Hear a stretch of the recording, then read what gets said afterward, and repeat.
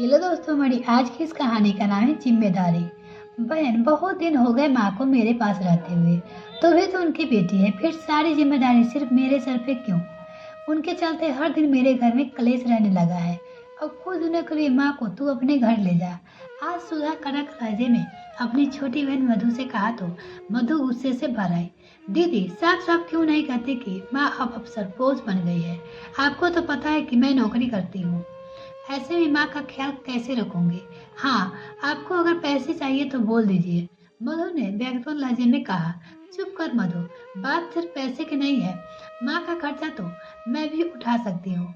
बस मैं नहीं चाहती कि माँ को यहाँ रहने से मेरी गृहस्थी बिगड़ जाए। सुधा की बातों में अब दर्द उतर आया था। मधु आगे कुछ बोल नहीं पाई और कह दिया, ठीक है, मैं रविवार को आ रही हूँ। रविवार को मधु ने अपने पति रजत से कहा, मैं खुदने के लिए माँ को यहाँ ला रही हूँ। रजत ने तीखे निगाहों से देखते हुए कहा, क्या तुम्हारी माँ यहाँ रहेगी?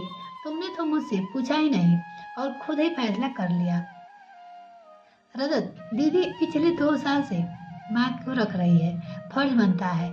अरे मेरा भी तो कुछ। अब तुमने फैसला कर ही लिया है तो मैं क्या कहूँ? कहकर रजत पूरा सा मुंह बनाकर ऑफिस के लिए निकल गया। मधु सोच रही थी कि रजत उसके साथ माँ को लेने चलेगा, लेकिन उसे यह उम्मीद नहीं थी कि रजत इस तरह रिएक्ट करेगा। वो अकेले ही माँ को लेने चली गई। माँ की हालत देखकर उसे बहुत दुख हो रहा था। माँ बहुत कमजोर लग रही थी। उन्हें खुद ये सुधा भी नहीं था कि साड़ी में बस ऐसे ही लिपट रखी थी और बाल बिखरे बिखरे थे। शायद कई दिनों से कंघी भी नहीं की थी। मधु ने प्रश्नवाचक दृष्टि से सुधा की ओर देखा। सुधा बोली, माँ की मानसिक हालत धीरे धीरे और बिगड़ गई है। तेरे जीजा और मेरे बच्चे अब माँ से बात भी नहीं करना चाहते। इन्होंने तो कह भी दिया कि इस घर में या तो तुम्हारी माँ रहेगी या फिर हम। आज मधु और सुधा की मजबूरी समझ आ रही थी। उसने बस माँ का थोड़ा बहुत सामान बांधा और माँ को लेकर अपने घर आ गई। माँ बस आकर एक तरफ बैठ गई। अब मधु के बच्चे जब स्कूल से आए तो नानी की तरफ देखकर सहम गए। मधु बोली, बेटा नानी के पैर छुओ, लेकिन बच्चे दूर भाग गए। रजत ही बस दूर से ही कभी कभी बात कर लेता था। मधु का अधिकतर वक्त अब माँ की देखभाल में निकलने लगा। उन्हें अपने हाथों से खाना खिलाना पड़ता था। माँ कभी कभी अपने आप से बाहर होकर चीजों को इधर उधर फेंक देती थी तो कभी रात को चिल्लाने लग जाती थी। ये सब अब मधु के परिवार को बर्दाश्त से बाहर हो रहा था। रजत भी चिड़चिड़ा रहने लगा था। मधु खुद ही काफी परेशान थी। रजत एक दिन गुस्से से कह दिया, तुम अपनी माँ को मेंटल हॉस्पिटल में डाल दो, इनके कारण हमारा जीवन हराम हो गया है। मधु बोली, रजत, जब आपकी माँ की 3 साल तक बीमार थी तब तो आपने कभी नहीं कहा कि मैं परेशान हो गया हूँ या फिर कभी आपको ये लगा कि मैं परेशान हो सकती हूँ। मधु, तुम बात कहाँ ले जा रही हो? नहीं रजत, मैं बात बस अपनी माँ से मेरी माँ तक ले जा रही हूँ। मधु बहस जारी रखना चाहती थी, लेकिन रजत को शायद उसकी दलील से कोई मतलब नहीं था। मधु समझ गई थी यदि माँ की जिम्मेदारी उठानी है तो सिर्फ उसे ही उठानी है। रजत उसका साथ नहीं देने वाला, लेकिन एक पत्नी और माँ बनने के बाद स्त्री को अपने रिश्ते के बीच जब चुनाव की स्थिति आती है तो तन से वो अपने परिवार को ही चुनती है, चाहे मन कहीं और अटका हो।